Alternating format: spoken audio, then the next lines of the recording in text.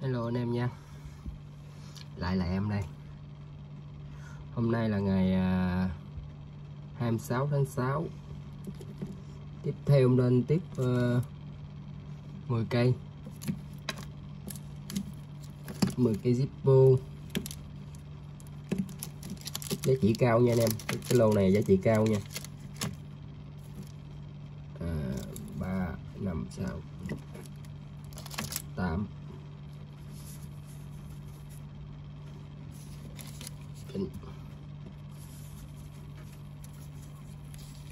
rồi.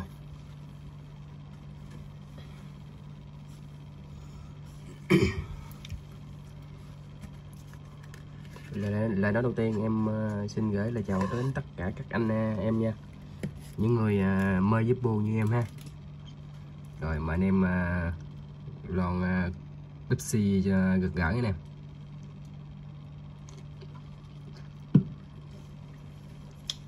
Em mời anh em với thuốc nha.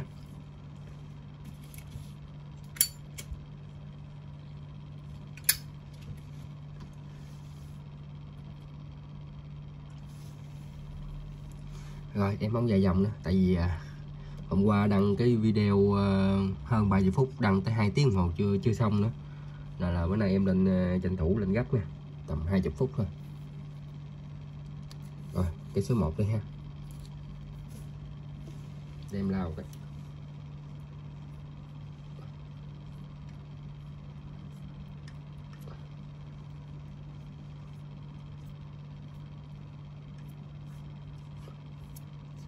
Rồi tiếp theo, cái đầu tiên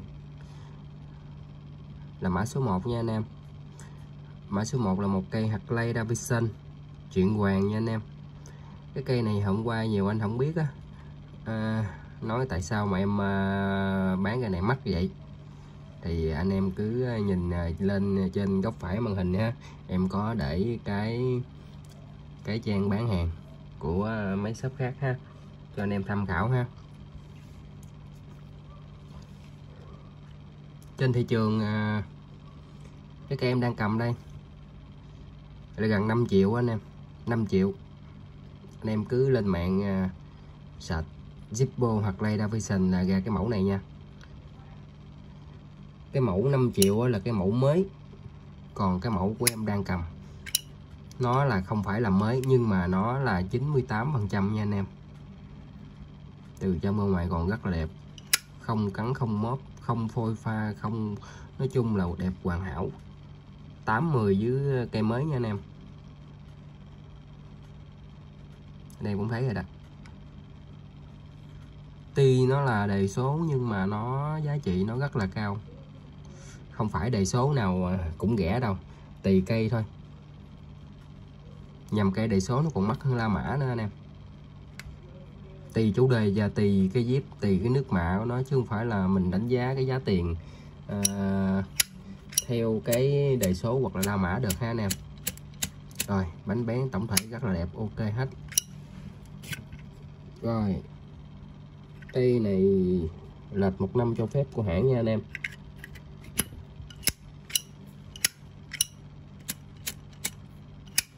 Chín 98%, rất là đẹp, nó không khác như cây mới luôn.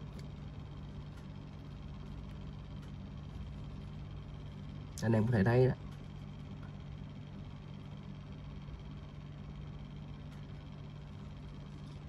Anh em cứ dò giá trên mạng đi, xong rồi mình quyết định chốt cái này sao cũng được. Cái này là đáng giá trị sưu tầm lắm nha anh em. Hôm nay mà không mua được cái này là bỏ lỡ cơ hội đó nha. Anh em nào chơi sưu tầm thì hốt cái này về đi, không có mắc đâu, em bán chỉ có nửa giá tiền với người ta thôi.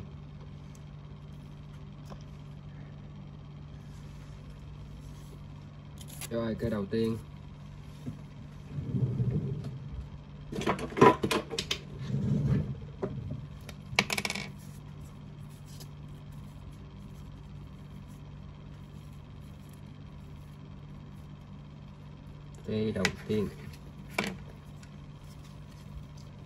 mã số 1 2 triệu nha anh em. Cái số 1 2 triệu. Tiếp theo lên cây số 2.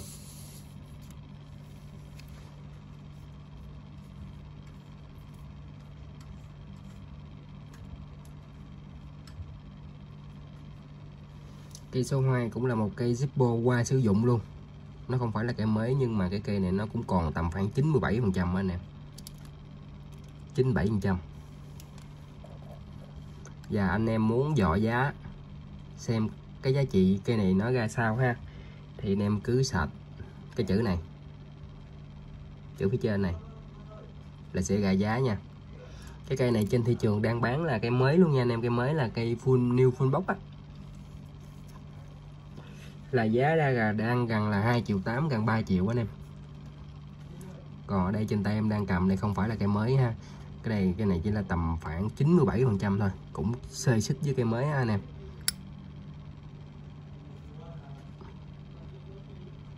Này bụi nha nè. Rồi cái này cũng đã đề số luôn anh em, 09. Phiên bản giới hạn 1.000 con trên toàn thế giới nha anh em. Chỉ 1.000 con thôi, 1.001 con cũng không có nha. Hạn sản xuất đúng 1.000 con trở lại rồi ha. Phiên bản giới hạn nha. Cây này cây thứ 161 trên 1.000 con ha. Cây này cũng đáng giá trị sưu tầm đó anh em. Bánh bén nè.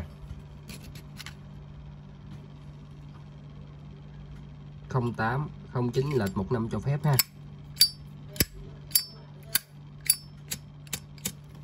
Cây này dành cho anh em nào chơi sưu tầm thì cũng im lắm.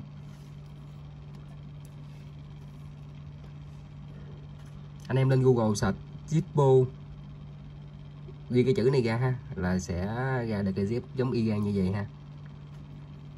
Trên thị trường đang có bán á. Rồi cái này em xin phép để anh em giá hữu nghị thôi.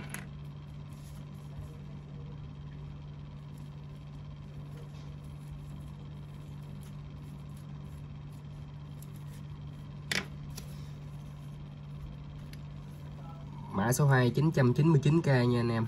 Limited 1.000 con trên thế giới nha. 999k mã số 2.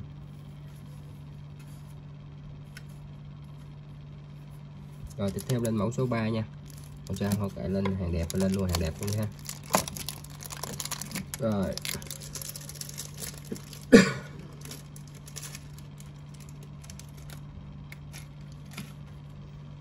Mẫu số 3 là một mẫu chủ đề hình ngựa ha anh em.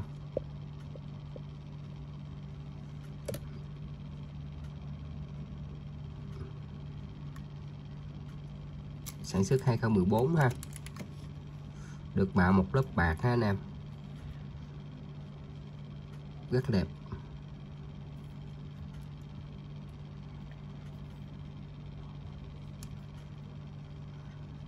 Tình trạng không cắn không móp nha anh em. Cây này còn tầm khoảng 98% anh em. Bánh bén. Gột 2014.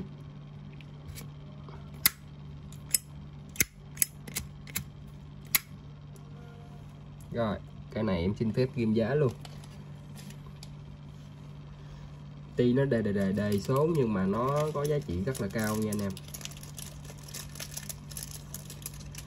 Mã số 3.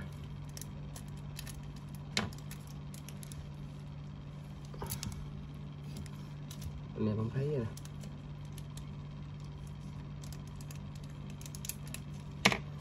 Rồi mã số 3 1,2 triệu nha anh em. 1,2 triệu mã số 3 hình con ngựa. 1,2 triệu.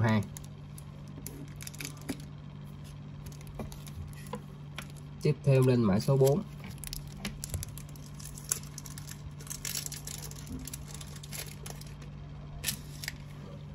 Mã số 4 là một cây Zippo hình chủ đề David Mann. Chủ đề này ở trên Google cục sạch nó cũng ra nữa. Em cũng từng tìm hiểu rồi.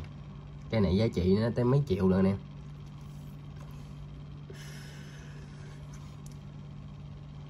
Ba 4 triệu gì đó. Anh em lên Google search Zippo, ghi cái chữ này ra là nó sẽ ra cái cây này nha anh em. Nó sẽ ra cái giá trị của nó ha.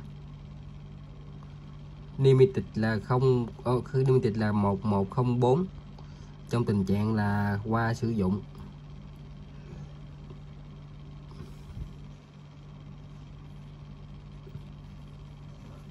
Đem lại đánh bóng nữa.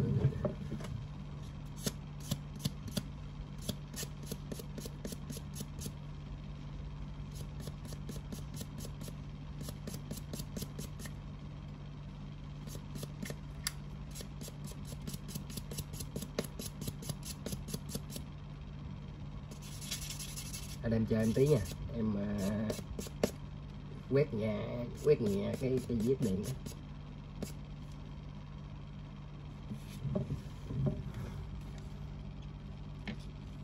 Nó em quét nhẹ cái nó sáng trưng ha, tại vì cái lớp mạ bạc mà. Ở sau nó có bị phôi phai nha anh em, phôi phai ga niken nha. Chủ đề xin hãng kiện vàng nha anh em. Cái này bao nhiêu ta?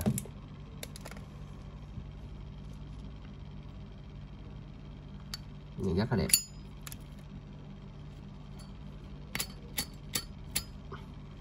Cái cốt con chưa có đốc đây nha anh em, nó bị xúc cái mối cốt rồi, để em tí em đóng cái cốt lại chắc chắn cho anh em ha, nếu niệm chốt ha.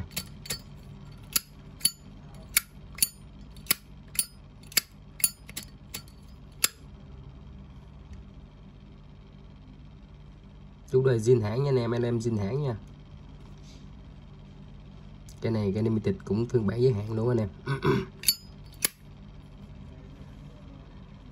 Ê, em quên nữa, em quên giới thiệu tổng thể nữa.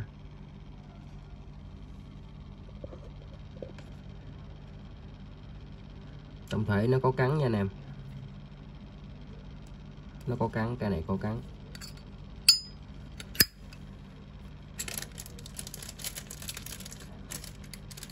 Cây số 4.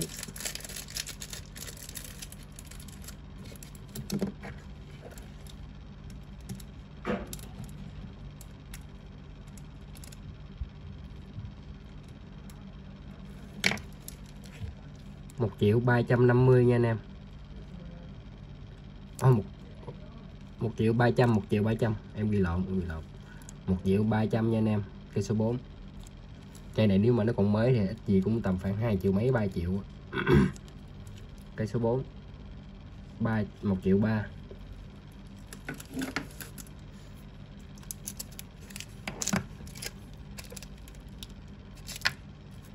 Tiếp theo lên cây số 5.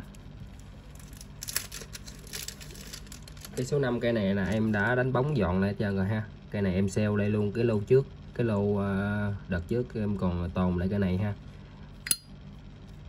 Em chỉnh bán lại sẵn đầy đủ cho anh em rồi đó.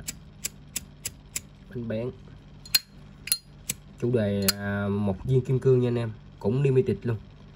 0081 Zippo zin hãng.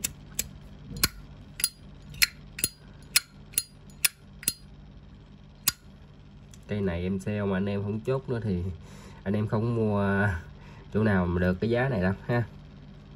Em đảm bảo luôn. Cây này em có cắn nha, mặt kép 2.000.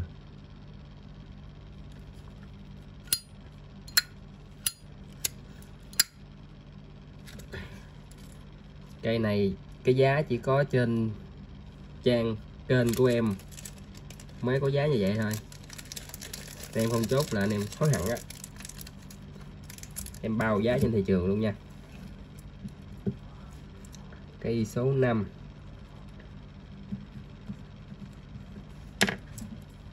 $700k nha anh em.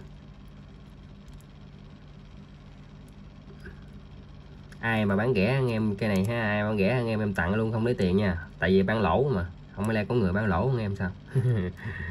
Rồi cây số 5 700.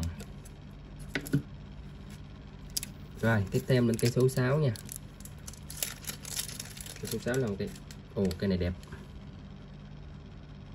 Cây 503 nè, tình trạng này không cắn mớp nha.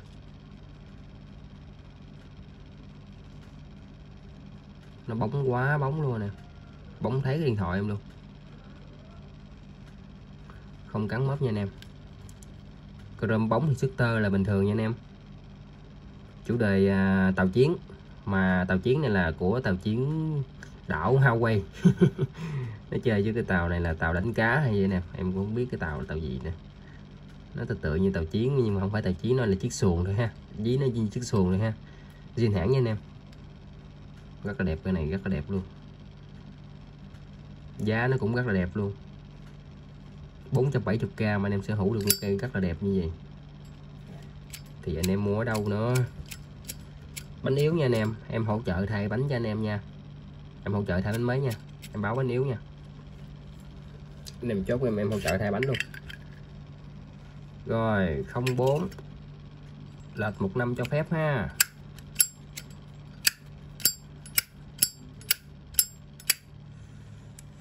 $470k anh em chốt gấp nha, chậm chậm là hết nữa đó, cái này rất là rẻ luôn.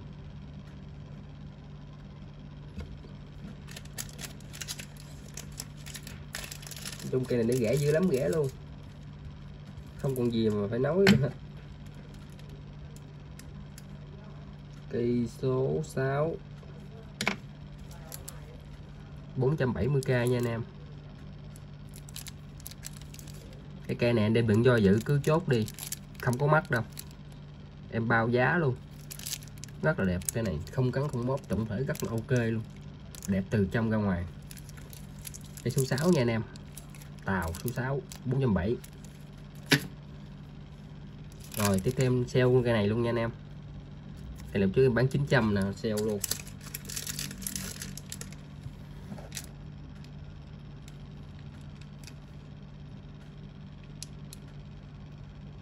Cây này có cắn nha anh em, có cắn ha.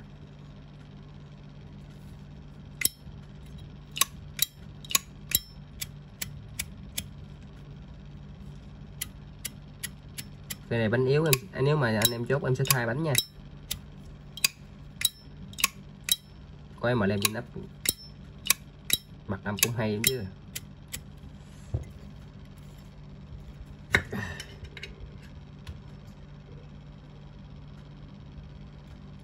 Rồi gột lệch 1 năm luôn, ok, cho phép của hãng nha.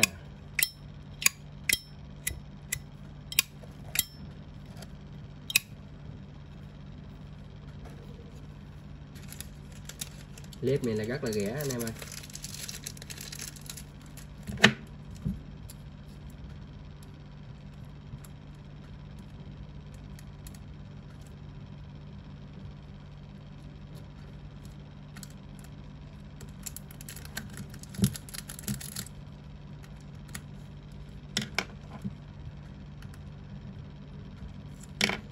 Mã số 7 em cá zin hãng 750, mã bạc, tổng thể có cắn. Giá này giá rất là mềm luôn nè, anh em mua đâu được cái này. 750 mã số 7. Tiếp theo lên mã số 8.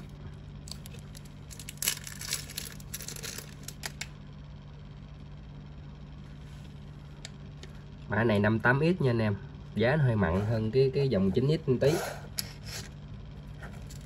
Mã số 8.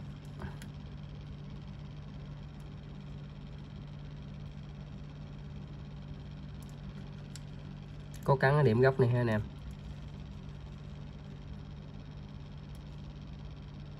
Anh em chú ý kỹ clip hết chốt nha. Cái cây nào mà mình thích mình sẽ coi kỹ mô tả xong rồi mình chốt nha. Có shooter nha, rơm bóng shooter bình thường nha anh em. Đảo Hawaii, có nguyên cái bản đồ gì nè anh em, bản đồ bên châu Âu hay sao ta. Đây là quần đảo Hawaii đây. Đúng rồi, Biku gì nè, rất là đẹp.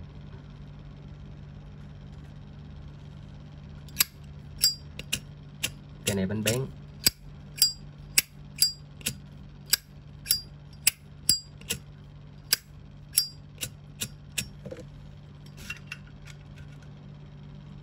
Rồi gột 3 la mã trùng chuẩn nha. Nó mời giai đoạn nó cũng phải chơi, nó cũng chuẩn nè, tại vì nó là năm này là năm 8893 mà. Ủa lộn, em lộn, em bậy 587. 87 là M là không được. 3 La Mã.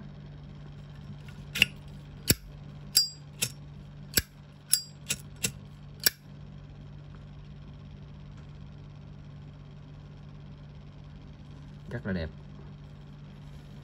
58X.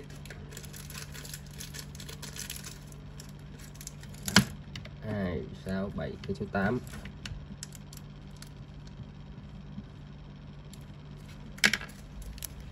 Một triệu mốt nha anh em, cái số 8 triệu mốt. 87.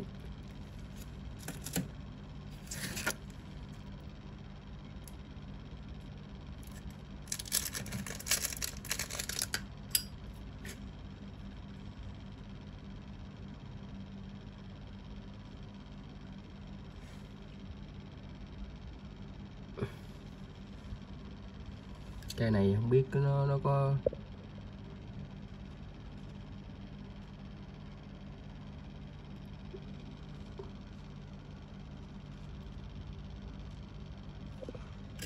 cây này cũng 87 luôn nhưng mà nó bị mờ rồi. Thôi cây này em bỏ riêng cây nha, cây này bán không được, phải 88 được, chứ 87 thì nó sai về đòn của nó. Em xin phép bỏ qua cái này nha.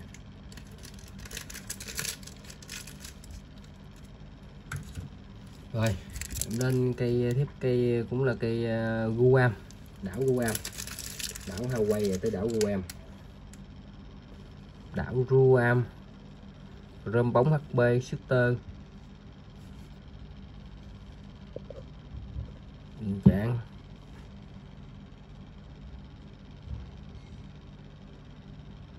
đây, em thấy gõ cắn không ạ? Rồi cắn ngón điểm thôi ha. Do ánh đèn nên nó dội, cái xước thì nó nhiều chứ nhìn ở ngoài nó bình thường anh em, nó không có gì gọi là ha. Rồi cắn có một điểm thôi anh em.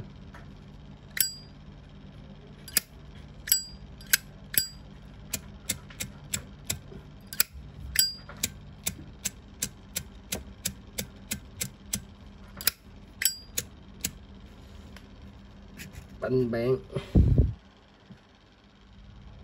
Rồi dấu cuộc trùng luôn anh em ơi.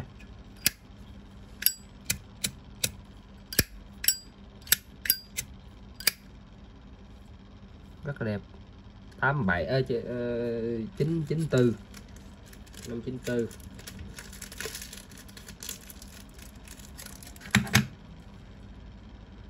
Hai 4 6 8 9.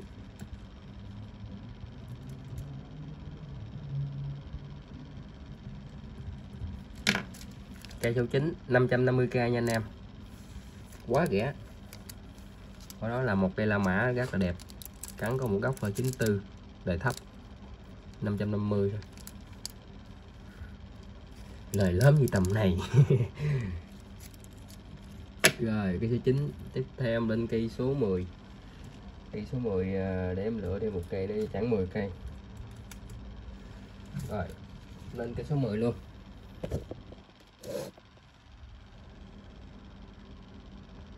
Cây số 10 là một cây chủ đề nói về một cây cánh thiên thần hay gì ta. Cái chủ đề này cái này là cái cánh nó về ngọn lửa anh em. Ngọn lửa được màu bạc ha, khá độc á. 06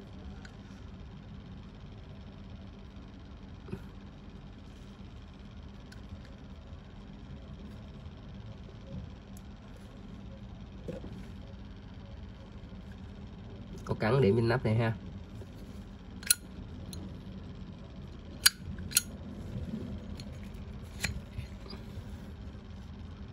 Không 6 trùng, ruột đẹp sạch, kiếm hột bụi không ra, kiếm hột bụi không ra. Em vệ sinh thì mà cái ruột thì thôi đi, khỏi bàn anh em, y như mới luôn. Bánh này yếu nè, em tha bánh luôn ha. Rồi cái số 10. Cái 10 cái giá bao nhiêu quên bà ta.